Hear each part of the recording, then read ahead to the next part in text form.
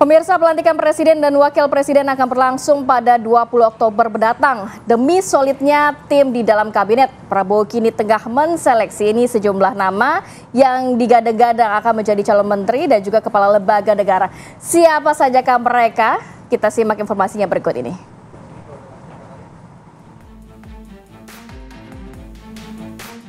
Susunan kabinet di pemerintahan Prabowo Subianto Gibran Rakabuming Raka memasuki tahap finalisasi, namun komposisinya masih menjadi misteri. Sejumlah nama calon menteri dan kepala lembaga negara yang beredar di publik pun belum final.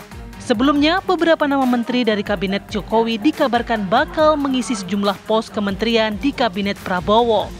Sepekan jelang pelantikan, Prabowo Subianto tengah menyeleksi calon menteri yang bakal duduk di kabinetnya. Seleksi menteri melalui proses uji kelayakan dan kepatutan disebut dilakukan langsung oleh Prabowo Subianto. Presiden terpilih Prabowo Subianto dan Wakil Presiden terpilih Gibran Rakabuming Raka akan dilantik pada 20 Oktober 2024 mendatang. Rencananya, nama-nama menteri yang akan duduk di kabinet bakal segera diumumkan usai pelantikan. Lalu seperti apa komposisi menteri yang mewakili partai politik dan berlatar belakang profesional? Tim TV One mengabarkan.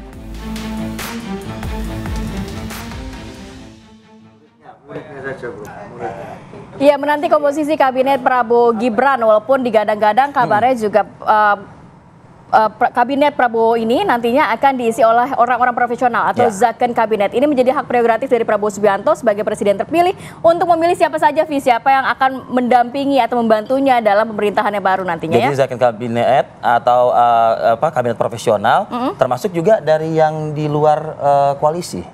Atau jangan udah gabung koalisi. Bisa jadi. Siapa? Dari mana tuh? Makanya kita coba ungkap lah ya dalam diskusi pada pagi hari ini kan gitu. Ya, sudah ada pagi hari ini sudah ada Prof Siti Zuhro, peneliti senior Pusat Riset Politik BRIN. Selamat pagi. Selamat pagi. Assalamualaikum. Waalaikumsalam. Kemudian juga ada Mas Kang Ujang Komarudin, analis politik. Selamat pagi Kang Ujang. Waalaikumsalam. Kemudian juga ada Mas Aryo Seno Bagaskoro, politikus PDI Perjuangan. Selamat pagi Mas Seno. Assalamualaikum. Pagi Mbak. Waalaikumsalam. Dan kita menantikan Bang Ahmad Riza Patria, politikus Partai Gerindra yang akan bergabung bersama kami pagi hari ini, yang nampaknya juga masih mencoba untuk bergabung ya. Kita nantikan Bang Riza. Mungkin agak sulit bergabung karena posisi di Kertanegara juga apakah memang sebagai panitia atau yang nggak dipanggil. Berbicara mengenai ada banyak ini ya mungkin sorotan ke Kertanegara pagi hari ini ya. Coba kita melihat dari Mas Seno. Mas Seno, ini kan kabarnya juga nantinya akan ada beberapa orang yang akan diundang begitu oleh presiden terpilih Prabowo Subianto. Nah, nanti kira-kira kalau dari PDIP melihatnya seperti apa nih? Ya, ini satu hal yang bagus ya, artinya kan sebagai satu showcase kepada masyarakat dan publik tentang siapa-siapa kira-kira nama-nama yang akan mengisi kabinet.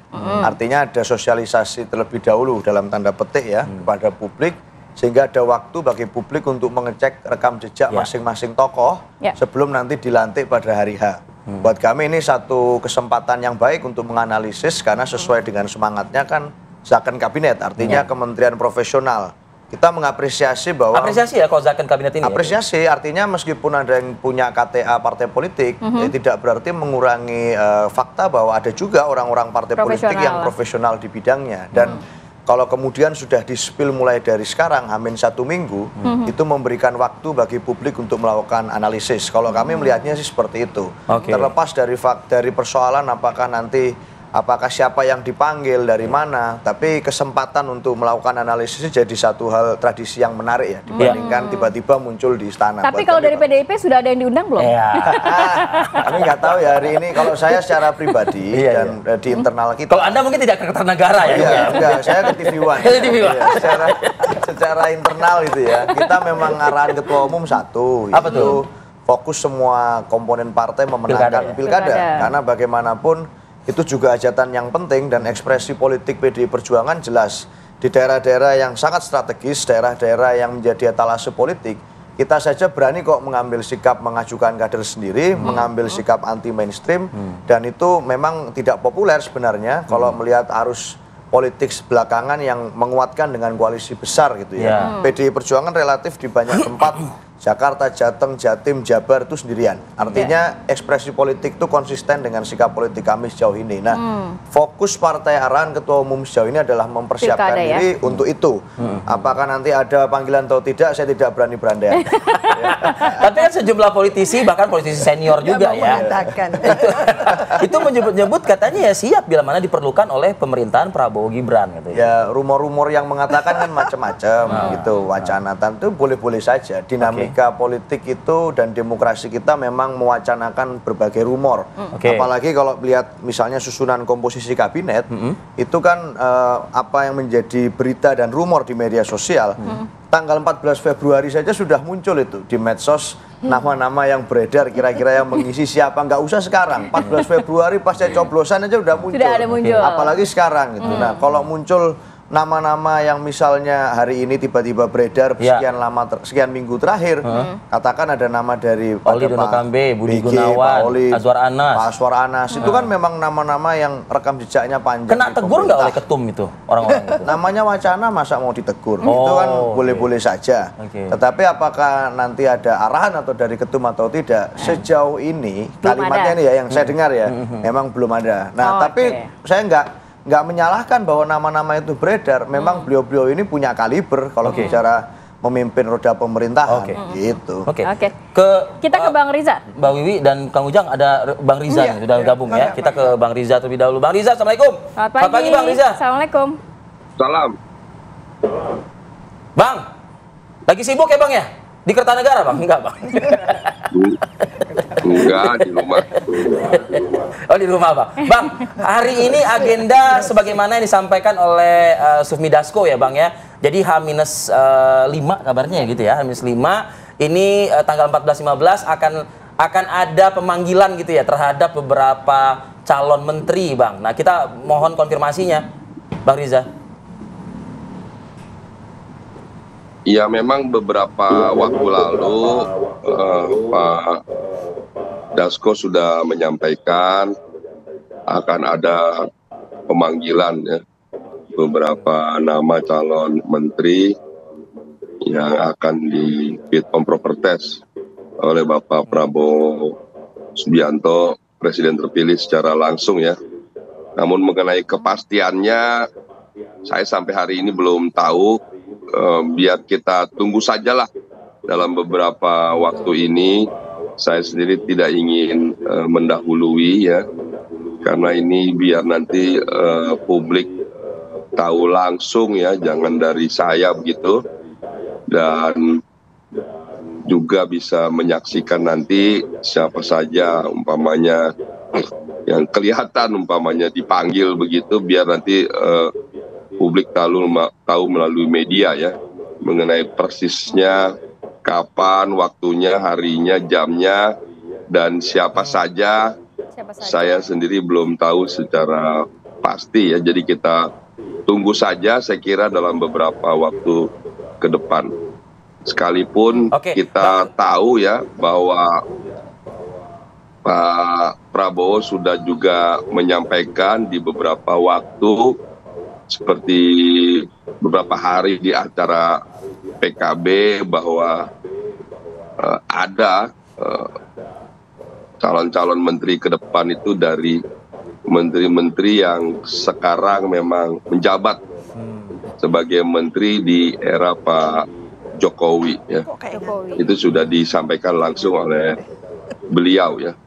Terlebih kita mengetahui bahwa memang banyak sekali pimpinan partai politik yang memang sudah juga menjadi menteri di era Pak Jokowi, dan juga ke depan tentu, karena memang salah satu calon menteri-menteri adalah dari pimpinan partai politik. Jadi tidak salah apabila memang calon-calon menteri yang sekarang masih menjabat sebagai menteri nanti sebagian juga duduk di kabinet mendatang, karena memang yang bersangkutan juga adalah pimpinan partai politik, di samping juga memiliki kemampuan yang baik. Bang, kalau bicara soal komposisinya Bang ya, boleh dong Bang di spill-spill Bang yang murni profesional atau zakon kabinet ini, atau yang dari parpol koalisi, atau jangan-jangan juga udah ada 3 kursi disiapkan untuk yang non koalisi, Bang, gitu loh. Ya, saya tidak tahu persis ya berapa banyak dari komposisi dari partai politik maupun dari non partai politik. Yang pasti memang beliau ini karakternya memang mengakomodir ya, ingin sekali dapat mengakomodir semua elemen komponen bangsa untuk dapat terlibat secara langsung dalam kabinet untuk sama-sama termasuk PDI bersama-sama Perjuangan, membangun bangsa.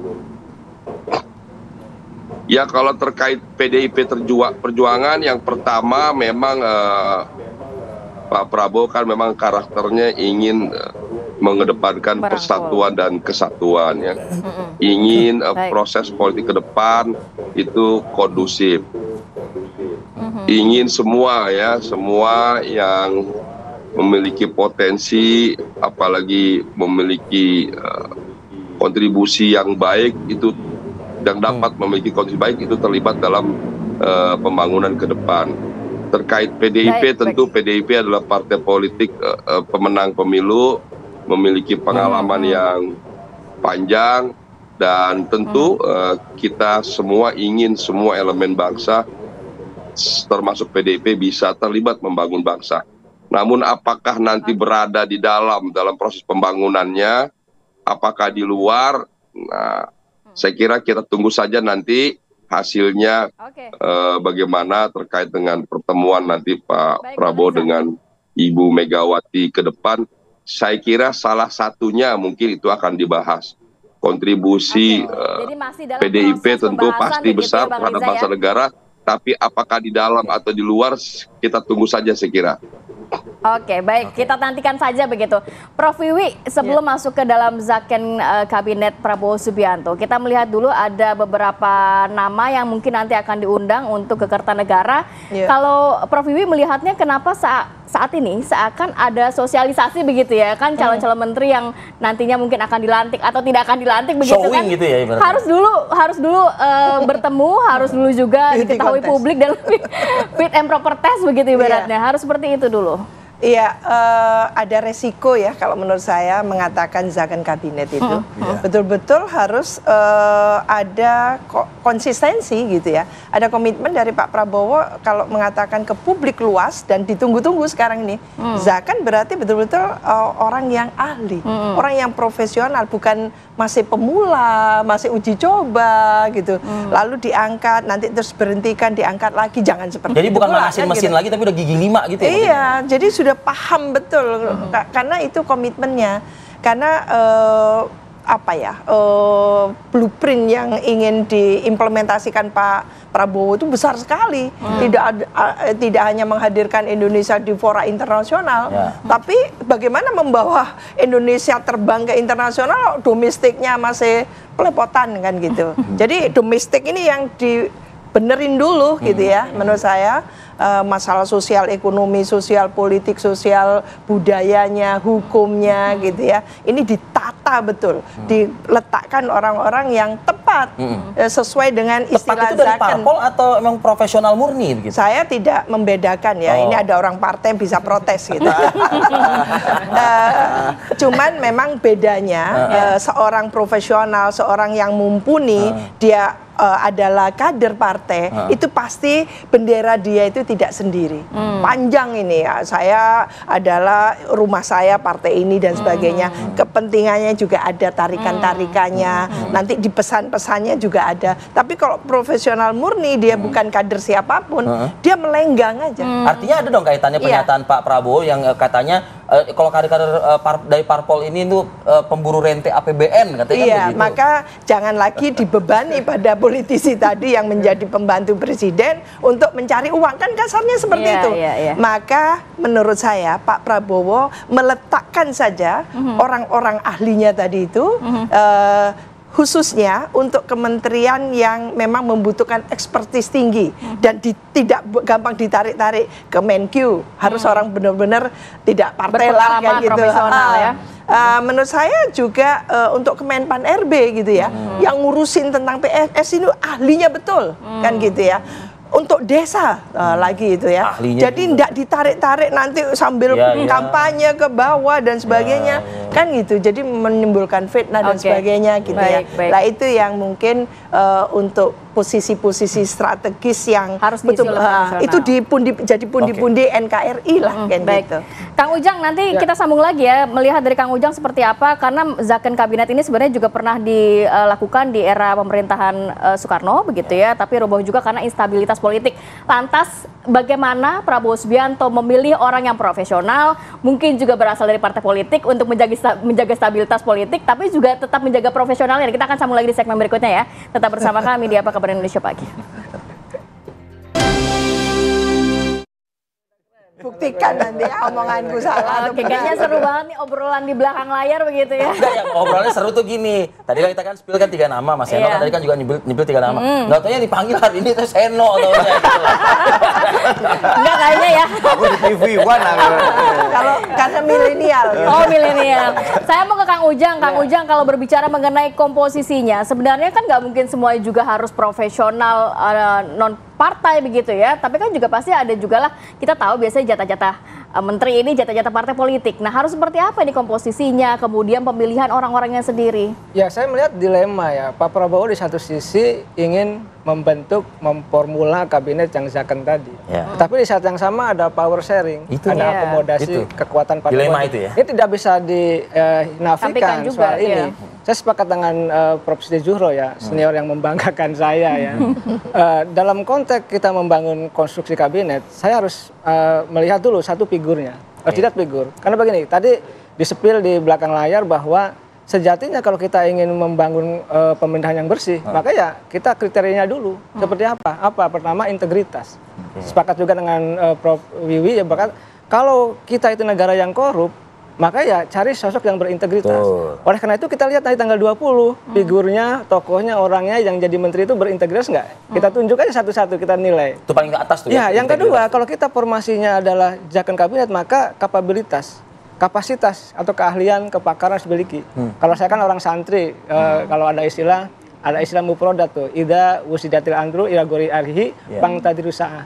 Jika urusan tidak diserahkan kepada ahlinya, maka tunggulah kehancurannya. Jadi kalau kementerian itu tadi diisi oleh orang-orang yang tidak kompeten, tidak punya kapabilitas, sia-sia lah itu. Yang ketiga, saya harus melihat loyal pada presiden, bukan kepada partainya. Karena saya punya pengalaman, Mbak Kamardi, Bang Arief ya, saya punya banyak senior juga di menteri itu. Ketika dia jadi menteri, anggap saja dia ahli, dia profesional katanya. Tapi dia loyalnya kepada partai. Tetapi loyal kepada partai. Ketika mereka diminta iuran partai, dia cari uang juga. Karena itu saya sering mengatakan bahasa keras ya kan kendaraan dia menuju jabatan itu kan dengan partai. Dulu saya mengatakan jangan sampai menteri ini sebagai ATM partai. Dan ini sebenarnya bukan sesuatu yang rahasia. Oleh karena itu kita tata ke depan di kabinet Prabowo, bisa nggak bahwa ketika sudah dihibahkan kader partai itu betul-betul loyal kepada presiden, kepentingan masyarakat bangsa negara. Yang ketiga yang saya harus katakan, keempat ya. Keempat ya itu adalah bagaimana dia punya jaringan luas ke elit maupun ke bawah. Pak JK mengkritisi gitu. ya bagaimana menteri ada yang tidak ngantor dan tidak turun ke bawah. Ya kan lucu. Nah ini menjadi evaluasi kita bersama. Artinya ke depan kita harus tahu persis bagaimana menteri itu ya betul-betul ke atas bagus, ke bawah juga oke. Nah yang kelima yang harus saya katakan adalah leadership. Leadership kalau saya maknai ya, kepemimpinan yang bagus. Birokrasi itu mohon maaf agak sulit. Agak berat ini merubahnya. Mindsetnya, nah, mohon maaf tanda petik juga, birokrasi itu cenderung, mohon maaf sekali lagi agak males, agak koruptif. Sikap-sikap ini yang harus dibenahi. Nah, leadership adalah kepemimpinan menteri yang mampu membawa lokomotif perubahan. Mengebrak birokrasi yang sudah ada. Sekali lagi membawa gerbong lokomotif perubahan bagi kementeriannya itu. Nah paling tidak saya mengatakan inilah yang harus diberikan catatan kepada Pak Prabowo, mencari figur. Itu figurnya, tapi kalau nasib partainya gimana jadinya Kang Ujang? Nah, kalau saya sih melihatnya ya. Partai kan butuh logistik. Tahu sama tahu. Nah inilah saya mengatakan tidak mungkin mereka tidak mencari uang dari APBN. Dari mana? Dari pengusaha juga dari APBN. Iya, saya tahu persis. Saya pernah datang ke seorang menteri, saya katakan, untung yang datang Ujang Komarudin katanya, akademisi. Kalau yang datang Ujang bawa pengusaha, saya pusing katanya. Artinya dalam konteks itu saya mengatakan menteri itu pusing ketika mereka dari partai mencari pendanaan untuk partai politik. Nah itu persoalannya. Nah, oleh karena itu saya meyakini kalau Pak Prabowo mengingatkan menterinya jangan korupsi, jangan main APBN, APBD, saya rasa banyak yang dipenjara tuh nanti. Saya ke Bang Riza deh sebelum ke Mas Heno ya. Bang Riza, bagaimana nih komitmen-komitmen yang tadi disampaikan oleh Prof. Wiwi dan juga Kang Ujang ini justru diimplementasikan ya oleh Prabowo Subianto, Bang Riza? Ya tentu kita tahu bahwa harapan, komitmen dari Pak Prabowo ingin sekali bahwa Indonesia ke depan menjadi negara yang maju, menjadi negara yang dibanggakan, negara yang dikenal luas oleh dunia, kemudian Indonesia juga menjadi negara yang dapat mensejahterakan rakyatnya dan memakmurkannya. Nah untuk itu memang penting kabinet ke depan dapat membantu Pak Prabowo untuk mewujudkan semua harapan-harapan tersebut. Dan saya pribadi meyakini bahwa Pak Prabowo memang orang yang sangat akomodatif ya, mementingkan persatuan kesatuan, dan juga insya Allah nanti juga akan diisi oleh orang-orang sebagaimana mestinya. Tentu orang-orang yang memiliki integritas, memiliki kemampuan, dan juga memiliki kesetiaan dan loyalitas, dan juga dapat bekerja sama dengan Presiden untuk bersama-sama bekerja dalam pemerintahan ke depan. Jadi saya kira Pak Prabowo terlebih dalam 5 tahun terakhir ini bersama dengan Pak Jokowi dalam sebuah pemerintahan. Tentu Pak Prabowo belajar banyak dengan Pak Jokowi, bagaimana memilih menteri-menteri yang ada dalam kabinet, bagaimana memimpin kabinet yang ada, dan lain-lain.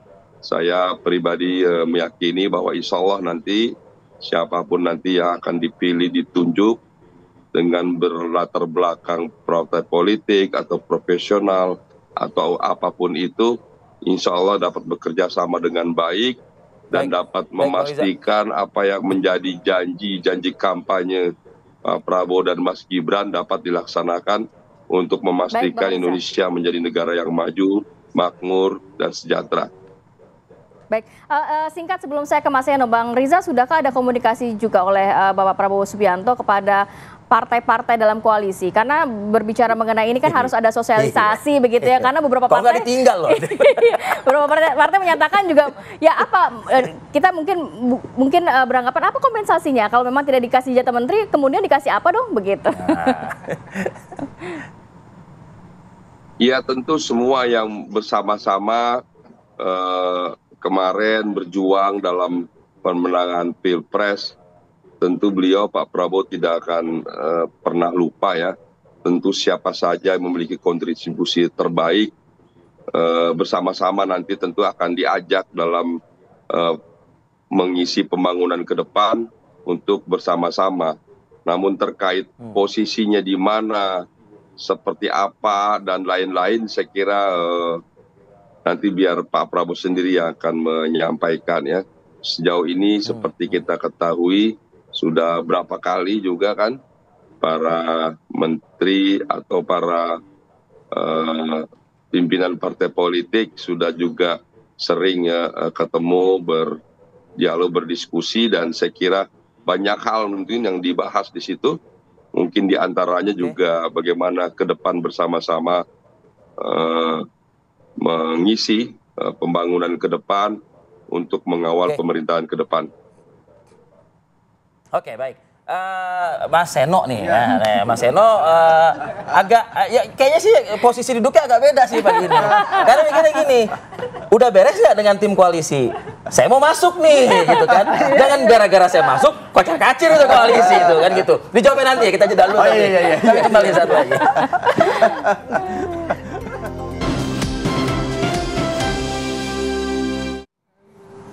jadi Baik, kembali lagi di Apa Kabar Indonesia Pagi. Sebelum kita lanjutkan perbincangan, kita akan pantau bagaimana kondisi terkini langsung dari Jalan Kertanegara, kediaman Prabowo Subianto. Sudah ada rekan kami Syahda Yustiza. Selamat pagi Syahda. Sudahkah terlihat mungkin ada aktivitas di sana, baik mungkin tokoh-tokoh yang sudah hadir di kediaman Prabowo Subianto? Baik, selamat pagi Kamarati dan juga Arif Fadil. Benar sekali bahwasannya informasi yang kami dapatkan pada hari ini akan ada pemanggilan calon menteri mengisi kabinet Prabowo dan juga Gibran. Dan seperti yang kita ketahui bahwasannya pemanggilan calon menteri tersebut nantinya akan dilangsungkan di kediaman dari Prabowo Subianto yang terletak di Kertanegara, Jakarta Selatan. Informasinya hingga pagi hari ini belum ada tanda-tanda pergerakan bahwa akan ada kedatangan calon menteri di Kertanegara. Namun suasana sekitar juga masih sepi, cuaca hari ini juga bersambut juga dengan cerah. Nah, Kamarati dan juga Arif Fadil, seperti yang kita ketahui bersama bahwasannya pemerintahan Joko Widodo dan juga Ma'ruf Amin ini akan segera berakhir ya, tepatnya kurang lebih tinggal 7 hari lagi dan akan bertransisi menjadi pemerintahan yang baru yakni Prabowo dan juga Gibran Rakabuming Raka. Yang menjadi sorotan adalah kira-kira yang menjadi menarik nih siapa saja sosok yang akan mengisi di kursi kabinet menteri Prabowo dan juga Gibran. Dan seperti yang kita ketahui bersama bahwasannya bocoran nama yang mengisi di kabinet Kementerian Prabowo dan juga Gibran ini kiranya sudah banyak beredar di media sosial, tapi hingga kini kami juga belum bisa memastikan karena masih menunggu putusan dan juga pengumuman resmi dari presiden terpilih terkait. Dan kalau kita bicara soal kira-kira sudah sampai mana tahapnya, ini kan presiden terpilih Prabowo Subianto sendiri tengah atau masih dalam proses melakukan finalisasi penyusunan kabinet jelang pelantikan, di mana kalau kita baca skema dari jajaran kementerian ini akan ada penambahan dari sebelumnya 34 menjadi 44 sampai dengan 46. Nah, nantinya dari kementerian 44 sampai 46 ini nanti akan terpecah kembali menjadi ada sub atau bagian lagi menjadi 2 atau 3 sehingga nanti jajaran menteri ini akan ada sekitar 44 sampai 54 orang lainnya. Nah, dengan alasan bahwasannya memang sebelumnya presiden terpilih Prabowo Subianto ini menegaskan ingin membentuk kabinet yang kuat dan beberapa jajaran juga menegaskan apabila nantinya jajaran kementerian lebih banyak, ini juga akan bisa membentuk susunan pemerintah yang lebih gesit ke depannya di dalam pemerintahan yang baru. Nah, selain itu, terlepas dari alasan tersebut, selanjutnya kalau kita bicara tahapannya, ini presiden terpilih Prabowo Subianto beserta jajarannya ini melakukan uji kelayakan atau fit proper test di dalam menteri kabinet Prabowo dan juga Gibran. Di mana fit proper test ini sudah berjalan lama dan nanti setelah fit dan proper test ini melakukan finalisasi, di mana di tahap finalisasi ini para calon menteri akan bertemu langsung dengan Prabowo Subianto. Nah, ini yang kita nantikan. Sementara demikian update-nya dari Kertanegara, Kamarati. Baik, diupdate lagi nanti Syahda mungkin bila mana ada pergerakan atau tanda-tanda ya jelang pemanggilan terhadap beberapa kandidat calon menteri. Saya ingin lanjutkan lagi ke Mas Eno. Boleh. Mas, artinya ini kan kalau siap ya tentu dengan segudang kader yang baik itu profesional, mumpuni dan lain sebagainya, PDI Perjuangan ada gitu. Tapi dari sisi ini Pak Prabowo juga sedang berpikir tuh pertanyaannya Rati tadi tuh. Ini koalisi juga harus utuh nih gitu. Kira-kira bisa ngeblend nggak nanti kalau misalnya jadi begitu loh. Ya gini, silakan saja ya, artinya bagaimana ada orang berpersepsi.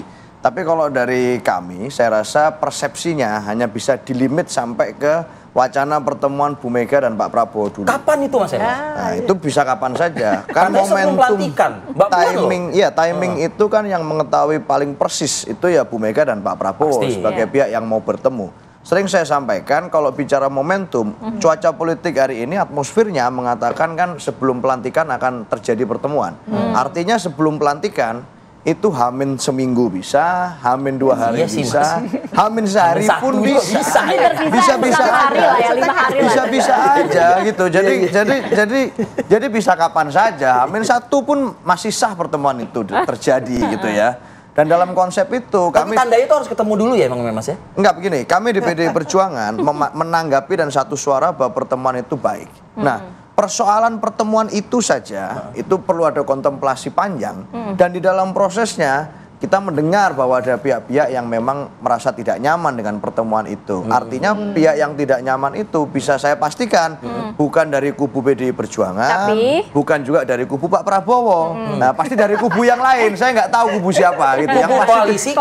Yang pasti dari kami dan Pak Prabowo kita merasa happy saja. Oh iya, tadi Bang Riza kan Anda mendengar sendiri. Iya, tapi ada juga yang merasa tidak happy dan tidak nyaman. Saya tidak tahu siapa, tetapi suara-suara itu juga muncul. Nah, buat kami begini, dalam melihat posisi ke depan, apakah penyusunan kabinet Pak Prabowo yang dikatakan akan profesional menteri-menterinya itu harus betul-betul orang profesional yang bersih dari partai politik? Atau saya kira kalau berkaca dari pengalaman politik kemarin, ada juga kok menteri yang buat saya Prof, itu juga approval rating dari masyarakat cukup tinggi, tapi dari partai politik. Siapa contohnya? Pak Prabowo Subianto. Itu dari partai politik menjadi Menteri Pertahanan kok. Dan faktanya juga beliau adalah Ketua Umum Gerindra. Apakah kemudian dalam konteks ini, dalam konsep ini, beliau kemudian tidak seorang yang profesional dalam menjalankan Kementerian Pertahanan? Ini Mas Eno ini nyanjung-menyanjung terus. Profesional kan? Mending gabung Mas kalau kayak gini. Artinya gini Mas, artinya gini. Tidak menutup kemungkinan bahwa masih pola yang banyak orang-orang di parpol yang profesional juga gitu ya. Bisa saja. Itu menjadi cerminan gitu loh. Nah, dalam konteks PDI Perjuangan, kami juga menyodorkan kok banyak nama yang kemarin juga profesional pada waktu itu ya. Bu Risma jelas ber-KTA, profesional ya kan. Tapi lalu ada yang lain-lain termasuk Bu Sri yang kita politik yang tadi dikatakan Prof Wiwi, nggak bisa lepas kalau memang orang-orang dari profesional tetap masih harus memikirkan partai politiknya. Satu itu pasti. Tapi kan rambu-rambunya sudah jelas. Kalau dikatakan Pak Prabowo, bahkan Pak Prabowo kan bilang di pidatonya loyalitasnya harus kepada bangsa dan negara. Kalau saya melenceng, tinggalkan saya. Artinya loyalitasnya harusnya pada bangsa dan negara. Bisa nggak para menteri ini menjaga? Saya rasa tantangannya di sana. Nah, PDI Perjuangan pada hari ini posisinya tetap sama. Kita memandang bahwa kita punya concern tentang bagaimana bangsa Indonesia dibangun dengan visi yang baik ke depan. Visinya tidak hanya 5 tahun, tapi 10 tahun, 15 tahun. Bu Mega berulang kali mengatakan perlu ada garis besar haluan negara, perlu ada visi geopolitik yang baik, sehingga negeri kita tidak lagi hanya inward looking, tapi juga outward looking. Bagaimana pemerintahan ke depan bisa dibangun dengan basis anti nepotisme misalnya, anti korupsi dan seterusnya yang menjadi concern PDI Perjuangan. Nah, kepentingan kami adalah dalam konteks komitmen menjaga itu. Bagaimana kiranya penyusunan kabinet ke depan, penentuan nama-nama menteri bermanfaat untuk rakyat. Masyarakat Indonesia prakteknya sebenarnya agak nggak peduli juga menteri itu jumlahnya berapa, siapa nama-namanya. Asalkan efektif nggak dia mendapatkan manfaat dari nama-nama menteri itu. Itu yang mereka inginkan. Nah, tugas kami di partai politik, tidak hanya PDI Perjuangan saja, partai-partai lain manapun yang ada di parlemen, dalam konsep presidensial adalah mengkritisi itu. Jadi nggak boleh dia mau di dalam pemerintah, dia mau di luar pemerintah, apapun posisi menurut politiknya. Menurut PDI Perjuangan dengan wacana menambahkan dari 44 atau 46 kursi menteri ini penghamburan APBN atau tidak? Ya tergantung bagaimana efektivisasinya. Kalau kami ya, karena kan ya pasti itu akan menambah anggaran. Bagaimanapun jumlah yang bertambah itu kan harus memikirkan tidak hanya kementeriannya, ya kantor barunya, ya strukturnya, ya ASN-nya. Bagaimana dalam konteks itu bisa menekan anggaran. Pasti ada tambahan di sana. Nah, persoalan saya yang katakan tadi akan menambah efektivitas atau tidak. Nah, berbicara mengenai efektivitas, jadi gimana nih Prof menjaga stabilitas politik tadi yang dikatakan juga Mas Eno, belum lagi Pak Prabowo ini koalisinya cukup besar, menjaga stabilitas politik tapi efektivitas pemerintahan baru. Iya, kaitannya dengan pemerintahan menurut saya ini kaya struktur. Kaya struktur tapi apakah kaya fungsi? Nah ini pertanyaan. Yang sudah empirik menunjukkan bahwa ketika kaya struktur, dana-dana itu hanya fokus pada dana rutin, dana birokrasi, dana pembangunan, pelayanan publik tercecer akhirnya. Yang sudah seperti itu loh ya. Maka kenapa untuk yang di Pemda-Pemda itu kita harapkan tidak kaya struktur lagi. Jadi harus ramping lah. Itu kan kemarin itu kita merampingkan. Birokrasi Indonesia mau terbang ke kelas dunia. Loh, tapi Tambun sekarang. Bagaimana ini terbangnya? Ditambahkan. Nah itu. Jadi mungkin memang harus diantisipasi dampaknya. Boleh saja Pak Prabowo memiliki idealisme. Kerja dengan Pak Prabowo itu harus punya idealisme. Dengan NKRI 4 konsensus dasar itu harus sudah hatam. Harus hatam. Nggak berat juga ya beban seorang menteri itu nanti ya? Oh iya, karena apalagi bilang jangan cuma loyal ke saya, ke NKRI.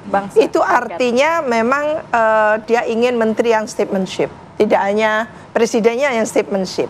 Maka harus ada idealisme di situ. Kita tahu nanti anggaran APBN kita akan terkuras. Yang saya khawatir dengan semakin membesarnya kabinet ini berarti urusan-urusan yang biasanya menjadi kewenangan daerah itu ditarik kembali. Berarti nanti memang desentralisasi otonomi daerah itu sudah tidak ngurus apa-apa. Karena diambil semuanya ke pemerintah nasional, pemerintah pusat. Lah ini juga menggeser gitu ya arah Bahrul Jam yang tadinya desentralisasi menjadi sentralisasi. Ini juga ditopang oleh 2 undang-undang, yaitu Cipta Kerja tentang desentralisasi dan juga Undang-Undang Menaker tahun 2020 dua-duanya. Nah, apakah ini akan membuat daerah-daerah itu jauh lebih nanti akseleratif pembangunannya, atau justru mereka sangat amat tergantung kepada pusat. Padahal ada span of control, ada rentang kendali yang luar biasa karena negara kita arsipelago. Apakah itu semua sudah diantisipasi? Sehingga tentu kita ingin memutus mata rantai ketergantungan daerah-daerah, apalagi daerah perbatasan itu luar biasa itu, ketergantungan kepada pusat. Maka ini juga sulit kita akan membangun negara Indonesia yang emas tadi itu kalau daerah-daerahnya tidak emas juga kan gitu. Iya. Kang Ujang, terakhir dari Anda? Ya, kalau saya sih menyoroti terkait korupsi di kabinet. Ini penting ya, kita menginginkan kabinet yang zero korupsi. Jadi kita tunggu nanti efektivitasnya seperti apa gitu, lalu kinerjanya seperti apa. Harapan publik sangat tinggi. Saya lihat survei kepada Pak Prabowo optimisme 80% lebih. Oleh karena itu kalau ini tidak bisa direalisasikan oleh Pak Prabowo, ini bagi backfire ya. Oleh karena itu saya meyakini Pak Prabowo harus hati-hati dalam menyeleksi kabinetnya gitu, mencari figur-figur yang tepat untuk bisa tadi mengorkestrasi kombinasi kepentingan kabinet dari profesional dengan masih memasukkan sekitar 12 sampai 14 menteri Jokowi di kabinet nanti? Ya, tinggal dicari menteri-menteri betul-betul yang berpengalaman, yang jelas track recordnya, yang kinerjanya bagus, kan bisa dipilih dan dipilah. Jadi kalau mau mengambil kabinetnya Pak Jokowi, maka cari tadi yang betul-betul sudah bekerja dengan baik. Jangan sampai misalkan ya mereka yang kerja tidak bagus di kementerian Pak Jokowi tahu-tahu diambil, ini menjadi persoalan. Oleh karena itu ada ukuran-ukuran, batasan-batasan yang sudah ada dinilai oleh publik. Karena publik pasti memantau, ini harapannya tinggi, harapannya besar. Kalau harapannya itu tidak bisa direalisasikan, maka akan menumbuhkan sebagai kecewaan dari publik begitu. Kita nantikan ya akan seperti apa hari ini, siapa saja yang akan diundang untuk hadir di Kertanegara dan bagaimana menteri-menteri yang dipilih untuk mendorong pemerintahan Prabowo Subianto. Terima kasih banyak Prof. Wiwi, kemudian juga Kang Ujang, Mas Seno, dan juga Bang Riza. Bang Riza Patria, terima kasih Bang. Terima kasih banyak. Assalamualaikum, sehat selalu. Waalaikumsalam. Ya, baik, terima kasih Bang Riza. Oke, kita harus saja pemirsa untuk jeda dulu sejenak. Nanti kita akan hadirkan informasi menarik lainnya. Tetap bersama kami di Apa Kabar Indonesia Pagi.